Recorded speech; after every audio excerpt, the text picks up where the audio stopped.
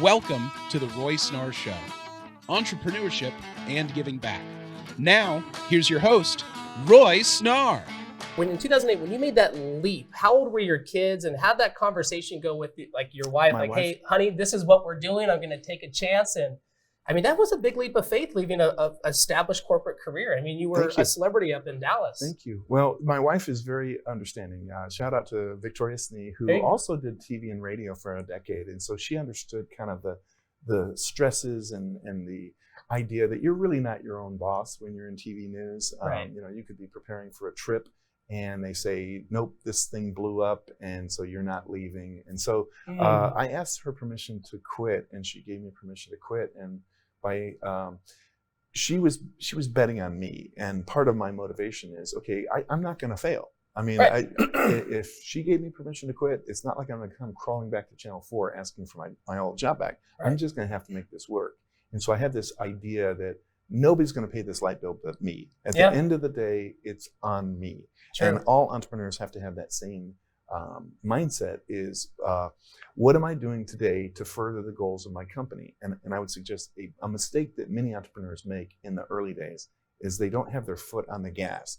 And the gas means sales. You have got to be good at sales to be a good entrepreneur. Yeah. You can't, I'll just hire a bunch of salespeople, because nobody's going to be as passionate about the product as you. That's true. I mean, at your company, I would imagine you're the head sales guy. Yeah, absolutely. And you enjoy it. Oh yeah, I love it because, to your point there, almost like the old saying, burn the ships, right? They come on ashore, burn the ships. We're not leaving until we finish our goal here, right? Yes. And if you take that chance, you have to just realize that everything is your fault. Like there's a cool t-shirt that says everything's my fault. And I absolutely love that, because what you did is you took complete ownership. You didn't want your family to look at you as a failure, so you didn't become a failure. You said, I'm just going to make this happen. And that's what a lot of people are scared to do. Yes. And fear holds us back. But if you really think about it, it's like, I would be more scared, this is my biggest fear, of sitting in that rocking chair saying, man, if I only went for it, if I only tried. Yes. Because we can always make more money, but we can't make more time. So you got to make the most out of your time and just take that chance. I remember when I first moved to Texas, I left my entire market there in California, moved to Texas, knew one person, my realtor. That was it. And the family was all excited for me. And there were some really, really hard times where the bank account went negative. And I'm like, what am I going to do? I have to make this work. And we ended up making it work and building a massive agency out of it. But there were some challenging times, but that's what's a part of it. That's what gives your mind the callus and gives you a solid foundation. Maybe you can share one of the most challenging times that you had. Well, my father gave me some great wisdom one time. He says, son, inside your head is a little screw, and if you turn it half a revolution, everything changes. And so half a revolution from fear is determination. Oh, wow. And so even today, we have massive bills as you do. Exactly. I have those little moments when I was like, oh my goodness, rent is due. And oh my goodness, am I really paying that much money for rent? And I allow myself to feel sorry for myself for about half a minute. And then I say, well, I guess you got to get busy. Yeah. I guess you got to figure it out, Jeff Crilley, because nobody's going to pay this light bill but you. Yeah. And so you got to get used to being uncomfortable, and you need to turn that fear into determination.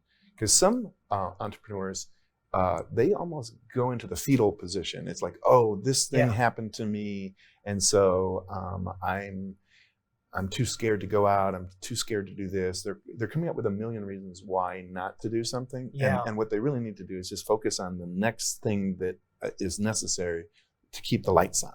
Yeah, no, exactly. Because I mean, even for myself, the same fetal position, it gets overwhelming at times, and that's totally normal, right? You have taxes that are due, the bills stack up, the bill collectors, they don't care about your sales that month or anything. Right. And it's like, you have to take ownership of that and get yourself out of that situation. And you can, but a lot of times people, they'll just throw in the towel. I think what a lot of it is patience. Most people, they want to get rich quick. They see something on TikTok or YouTube, become a millionaire in 6 months. Okay, well, maybe. But for me, it was a very, very long journey. It took, almost 7 years to hit that goal. Yes. But I gave it time. So you have to play the long game. And all these people that you see that are very successful, they all have similar stories. They've all been through it. And don't feel that it's too late. Just start now. It's better to start now, like the old adage, plant a tree today or 20 years ago. Right. And the other thing you need to do is constantly be innovating. So I look at the podcast universe, and I feel like we've got a comfortable lead right now, but I'm never resting on my laurels. I'm thinking to myself, what more can we do to create a client experience that will be memorable? So, one of the most iconic brands on the planet is Apple. And Apple, no matter how great their iPhone, whatever, I've lost track. I don't even know which edition they're on. 20, I don't know. Yeah, but they've got other providers that are coming after them and innovating and coming up with new gadgets. And so Apple is big on innovation. In fact, their new thing is the headset, the $3,000 headset. Oh yeah. But they've created such a ecosystem that I think this headset thing could be another game-changing technology. Pay attention to AI, guys. I mean, it's people are saying it's the biggest thing to hit the planet since the internet. Yeah, it's just a game changer. So be thinking, okay, what could AI be doing to improve our processes? Exactly. So don't be scared of these new technologies, because a lot of people are like, oh, I'm going to be out of a job, or what I do is I'm going to be replaced. You can't have that mindset, but utilize the tools that are there, right? Absolutely. It's just like, the internet didn't kill people buying books. They could get ebooks, but people still buy physical books, right? And with AI, that's a whole other Now, I'm kind of an antiquated hillbilly. I don't know much about technology, and I should get better at it. But I've dabbled around on this AI, and I was able to write multiple articles for me, streamline some processes. I'm like, wow, this is amazing. So take advantage of the tools that you do have. And to your point, don't get comfortable. Even though you're stuck in the same line of selling, like, for example, us with insurance, right? Life insurance, long-term care annuities, there's some changes to them, but they're pretty basic. So we have to become, creative in the ways that we present the marketing to the consumer to capture them, because everybody's so inundated. So how do you make yourself different? Look at what other people are doing and say, how could you do it better? Yes, I love that. And surround yourself with a great team. I'm so blessed that we have 20 full-time employees, and that's amazing. I call it a thank God it's Monday company. You've been up in that experience. Oh yeah, it's beautiful. The employees get together, they love each other, they eat lunch together, they laugh, they talk about each other's significant other. It's having a great team, and I want to give you a chance to brag about your team, because you surround yourself with brilliant people. Why is that so critical to your success? So thank you. That's a great question. It's all about building a culture to us, right? We want to build like a family environment. Like even our clients, we say, welcome to the family whenever they become a client of ours. And when we're interviewing new people, like, hey, look, this is a family environment. We all want to get along. We have a unique culture. We go out to do trips together. We'll go out to dinners together as a team. We'll have lunch catered in. It's amazing because you want to have fun with it. Like any type of business is stressful, and it's easy to become lonely. Yes. You can just become pigeonholed and focus on what you want to do, but you need to come out of that shell and treat your team right, and then build that culture, because they are ultimately supporting you, and they are a direct reflection of yourself. Outstanding. Man, you're a great interviewer. It's just like a great conversation. Yeah, no, this is a lot of fun.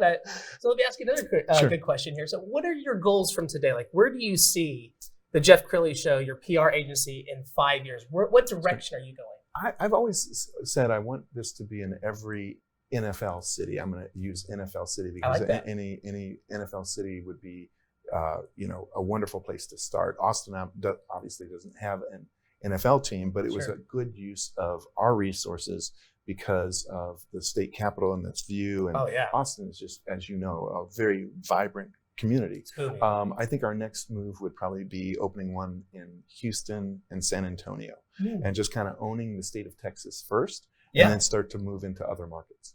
That is amazing, especially Texas is growing incredibly fast, especially Austin. I mean, Verizon, AT&T, all these big cell phone carriers, they can't even keep up with enough towers here. That's how many people are moving here. So this is I couldn't believe it. Like it's been a couple of years since I've spent any time in Austin. I couldn't believe the buildings that have just gone up right off of 35. I mean, man, I was like, that wasn't there before. I've been here since 2018 when we first moved here. It's just north of Austin and Georgetown. It was this rural community. There's cattle everywhere, and like both my wife and I grew up on property. We're very rural mindset. It's like, this is perfect. Now there's traffic lights. There's an HEB next to it. Was funny too, because when they built the HEB, I'm like, there's going to be so many people here. But now it's like, oh, cool, I can just walk across the street to the grocery store. Right. So, and I think it's a very livable town, and with so much recreation, beautiful lakes. I mean, Austin, you can make an argument that it's one of the prettiest communities in the state. I mean, the topography is just beautiful down here. Yeah. There's so much opportunity. That's why, people shouldn't be so self-limiting to their own beliefs, because no matter where you live, there's tons of opportunity. Yeah. The difference is going out there and actually doing it. Most people are too scared to actually do it. And they're always looking for a shortcut. There is no shortcut. You have to make those phone calls, cold calls, whatever it may be. Yes. And you have to do it yourself and take ownership, because if you're going to train a culture, a team, and if you haven't done it yourself, why would they listen to you? Exactly. So you have to do it yourself. Like, hey, look, I have empathy for you. I know what it feels like when somebody hangs up. I know what it's like to go through this process. I've done it myself. Now I'm having your help.